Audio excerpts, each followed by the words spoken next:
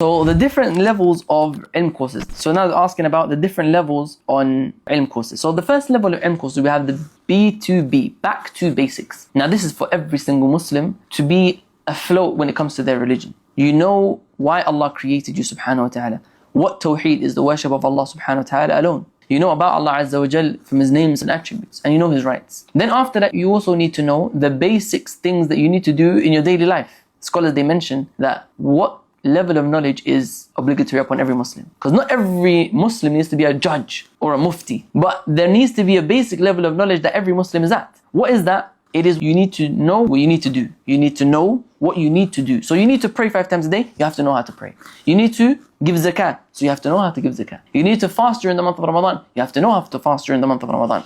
And so on. So that's the back to basics level, those basics that every single Muslim needs to know. Then after that, we do level 1, where it's a bit higher, and it's a level where a person, they know the basics of what they need to do in their daily lives, but in some level of detail. In some level of detail that they would ask. You wouldn't get it from the first level. So you would have to ask to understand it. But still basics that are needed for every single Muslim. And then level 2 after that, we go on to teaching them the basics of buying and selling, the basics of prayers that not every single person needs to pray every time. So for example, what are the conditions of Jum'ah as the Imam? You need to know this as an Imam. Khusuf and Kusuf, the eclipse prayer, and so on. So we'll go to the next level. Then level 3 after that, we go on to now student level, student of knowledge. The things that students of knowledge need to do, need to know about fiqh and in their aqeedah. And so we go through principles that allow you to understand fiqh, have a comprehensive understanding of fiqh, have a comprehensive understanding on aqeedah, have a comprehensive understanding on all these different topics. And that's what we do, alhamdulillah rabbil alameen.